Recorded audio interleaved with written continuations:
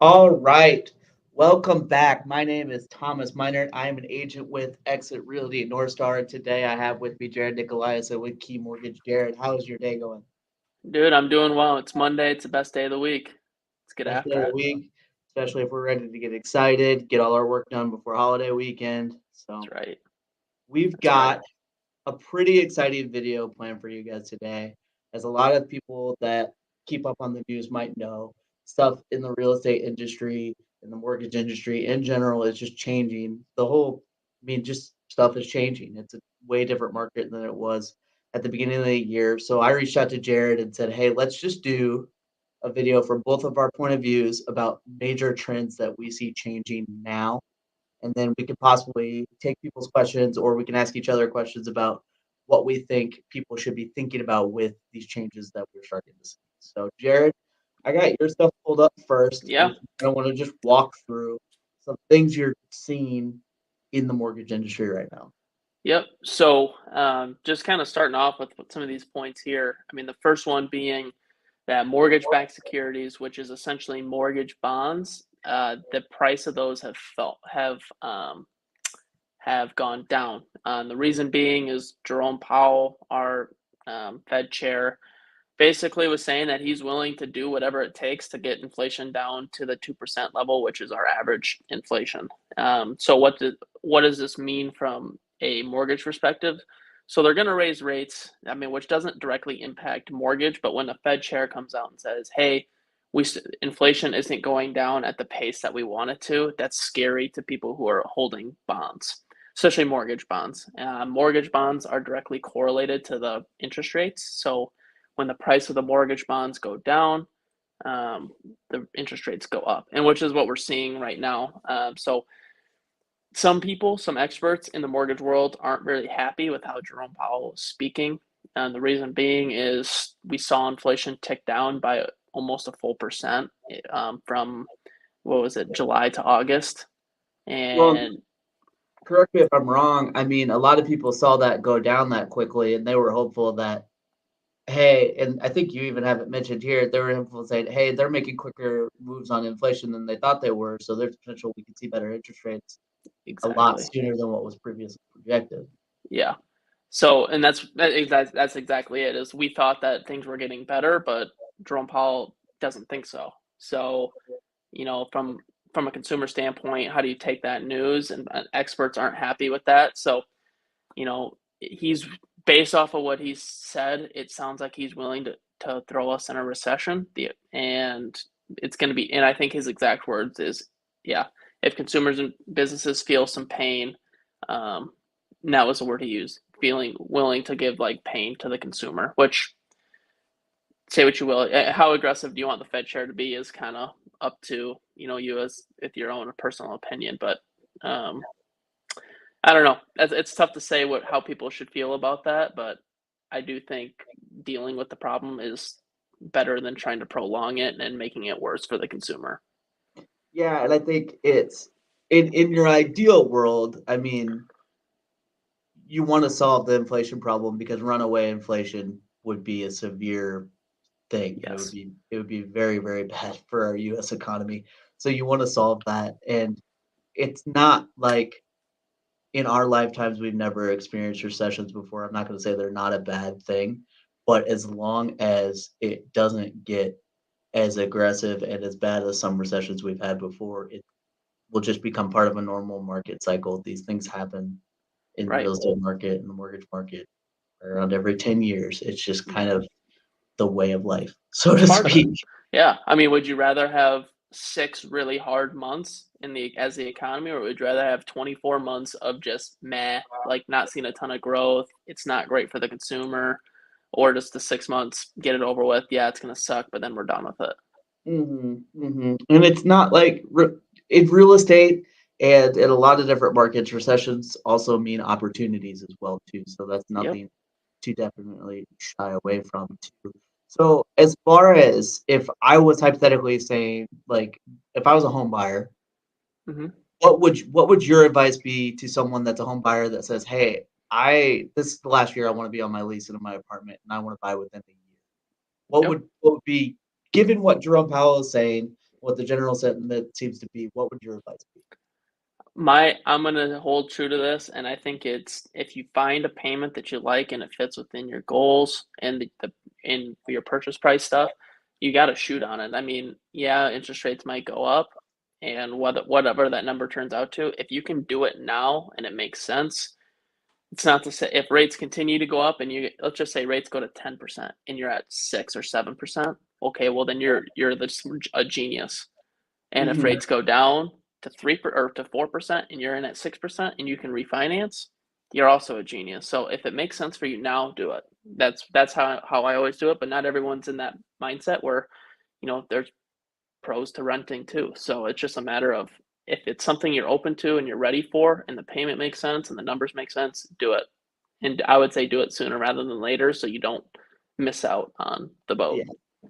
Yeah, and I think that if the payments statement there is the biggest part, because you don't wanna put yourself in a situation where you're buying at a high interest rate where you're not comfortable with the monthly payment, and Hmm. that's gotta be one of the biggest things, but other than that, it's talking to someone like Jared and saying, "Hey, this is what I'm willing to spend with interest rates right now. What would my budget kind of look like?" And just seeing if there is a home out there that fits your needs in that budget, and at least exploring the option. And Hmm. the biggest thing with the question I asked Jared too is the biggest thing as I'm talking about is someone looking for their personal home. Because I think a lot of people get kind of confused between is this my personal home or hearing people talk about it as far as like investing in real estate goes. Because that's a whole different equation. Because if you're investing in real estate, your goal should be a whole lot more to try to time the market or to specifically find good deals to buy in what you Hmm. consider a bad time in the market. But if it's your personal home, it's much more about comparing it to your budget and comparing it to your other option, which is renting. So, Right. And one could argue that investing in real estate is riskier than owning a personal home. So mhm. it's more so time in the market rather than timing the market when you're just trying to buy your personal home because, payments, if rates go down, you refinance, payments get cheaper. And if rates go up, well, then you're locked in at the lowest rate that you could have in that time. Yeah, yeah. And then I think the last thing, if I that I would add to this conversation too, is the biggest thing that they're trying to fight right now is inflation. And kind of Hmm. the weird thing about inflation right now too is like inflation can also just be caused by general sentiment. Like he literally said that in his speech the other day. So don't be afraid to talk to other people about this too and see how they're feeling about it. Man, our prices still just skyrocketing a ton and everything like that too. So Right. inflation's kind Yeah. of a weird, tricky little thing. Right. Well, I mean, when you say that you want a soft landing is what was preached at the very beginning of this, and then they don't they're not proactive about doing anything, then we run into the issue where he said there's going to be pain. I mean, I feel like this could have been resolved earlier and made it Yeah. easier for the consumer. Mhm, mhm. Yeah, there was just so much uncertainty outside of just the simple changing the rates. It was I feel like I've heard this word so many times in the last 2, 3 years, but it was just an unprecedented thing. So, Right. Yep. we'll go to mine. Next real estate trends that I've been noticing, and I wanted to specifically, just for this video, talk about new construction. This is not gonna be the last video Jared and I make, so be looking out for other ones where I talk about maybe different trends that I see on the real estate market. But I want to talk about new construction because it's the biggest thing I've seen change so far this year. So I got just 3 kind of stats that I wanted to throw out to people. So point A, from end of February to the end of May, basically, there was 788 new construction listings, and when you compare that to the end of May to the end of August, there was 667. So in the last 3 months, there's been less new construction listings, less new listings than there was the previous 3 months before that. And then it gets even crazier when you look at accepted offers. So this is people that have written and got a contract accepted, it not necessarily closed, but in the last 3 months, we're looking at 370 accepted offers, and the 3 months before that, we're looking at 707 accepted offers. So it's gone down quite a bit. It seems like buyer interest wise and then builder interest wise as far as listing homes go. And one of the biggest reasons is they've kind of already, what the market is telling them, they don't want to list new homes right now because they've kind of already reached the ideal inventory, if not even past the ideal inventory. So at the end of May, for new construction single family homes, we were at 4.4 months of inventory, which is, if at the end of May, if they were to not make any more new homes, they would have theoretically sold out of them in 4.4 months. In the situation we're at now, is there's 8.3 months of inventory. So that would take the current inventory we have of new construction right now would take us 8.3 months to sell out of those homes. That's So crazy. that would push us into what's considered a buyer's market for new construction homes, which is one of the first things that has hit this buyer's market that I've seen basically since I've become an agent. So 4.4 months is considered more of a neutral, like 4 to 5 months is considered more of a neutral market. 5 or bigger is considered more of a buyer's market. Anything less than that 3 is considered a strong seller's market, which resale homes, in case anyone was interested, is still a very, very strong seller's market. You're looking at about a month's worth of inventory still for resale homes. But with interest rates going up so much, and obviously new construction homes being priced a little higher, it's kind of taken away that demand for new construction. And I want to point this out just to point out to people that in this current market, if you have any thoughts at all about wanting a new construction home, now might be the time to at least explore the option, see if you can negotiate yourself a good deal on a home that's available now. Because the other fact of it is in the last 3 months, they've listed less homes than they did the 3 previous months, and building permit requests have also gone down. So you're looking at potentially next spring, we're gonna have a lot less new construction available than we do now. Is kind of something I wanted to point out to the general market. So, Jared, I do you have mean, any questions about that? yeah, I mean, from your perspective, like when you say like, "Oh, get a deal," like I know that can mean a lot of things, but in terms of what now would give buyers more power than they may not have, you know, 8 months ago? So it's tricky because a lot of people, when they hear me say get a deal, they think that, hey, we're gonna get it $30,000 below list price. But unfortunately, with new construction, that's kind of tough because the second they do that in any development you point out, the second they sell that ranch home that they have those 3 bedrooms, 2 baths for a discount, they basically have to sell the rest of those ranch homes at a discount. So it puts them in a bad situation.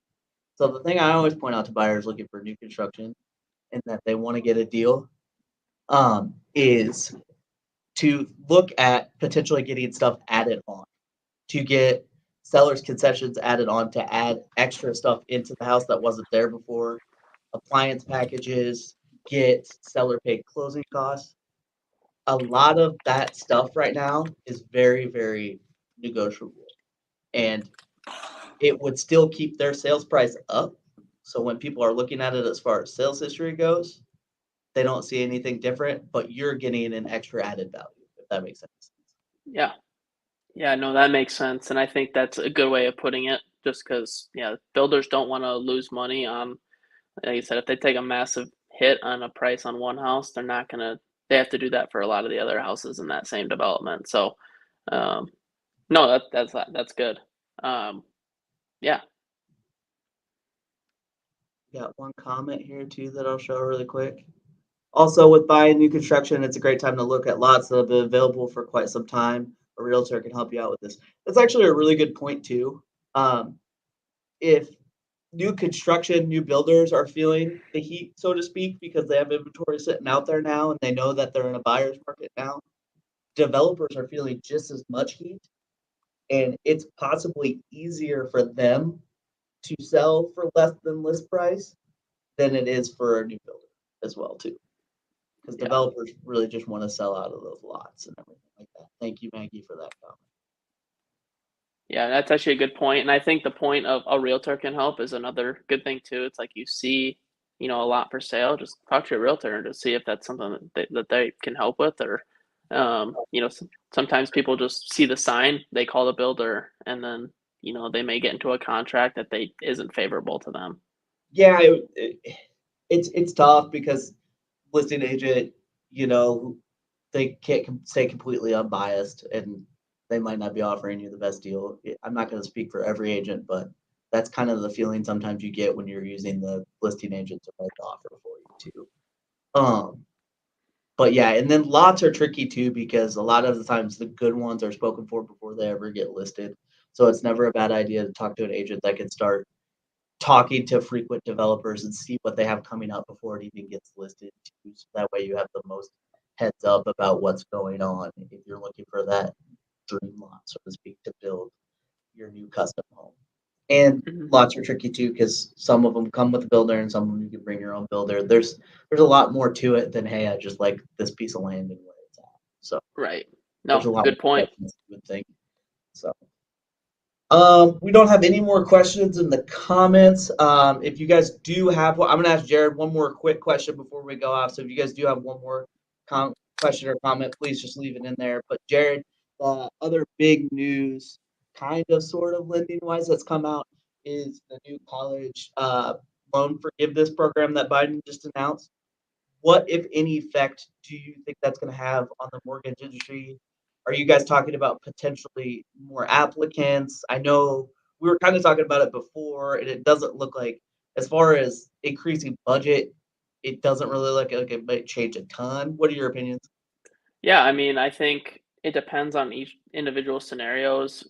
$10,000, if somebody has a $10,000 loan right now, I would say from an individual consumer standpoint, not if let's just say that forgives all their loans, not having any additional monthly payments probably keeps them in the same spot. And with the home buying stuff, it's like it kind of opens up their budget more.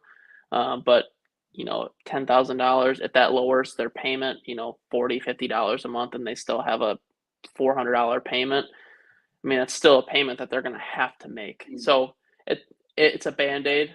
Um, I do think, it could help some people, but from an overall perspective, it's if people still have to make the payments, it may $10,000 isn't gonna be the make or break on, whether Okay. pe I in my opinion. It would more so be the somewhat rare scenario where that $10,000 might just be the last $10,000 for someone to pay off Right. a loan. Yeah. And with that extra money that they free up, they can either use that to higher their monthly payment, or they can start using it to save for more of a down payment later on too. Exactly. Yep. So it might not. It's definitely not something. When I first saw it, definitely wasn't something I was like, oh, that's going to increase buyer demand quickly. It might be something where we see people in 2 to 3 years jump in quicker than they would have thought they could. Yeah. Um, but it's not going to be like an immediate notice thing. I definitely. Yeah, I agree. It's something that, it'll be good for some people, and for others, it may not even make any difference because, Yeah. a loan sometimes on paper just looks like a big number, whether it goes down up or down 1,000 or 10,000, you may not even notice. Especially if you're a recent college graduate too. I mean, that $10,000 is probably a small dent based on what I've talked to some people about how much they've spent on college and everything like Right. that. So I will say this works with basically any loan that you take out. Taking out that much principal right off the top like that will save you a lot of time in the life of the loan too. So that's For something I sure. talk to people about when they take out a 30-year fix. Making a lot of extra principal payments in the first year is a really good idea. So Yeah. awesome. Jared, thank you for hopping on. This is a little longer than we normally do, but I think we covered a lot of good topics. Yeah, no, I good. It's good, man. It's important stuff that's going on right now, and we have to talk about it. If you're watching this later, please still leave a comment. Jared and I, we try to do at least 2 videos a month, so we'll answer your questions later on. So have a good day, everyone, and thank you.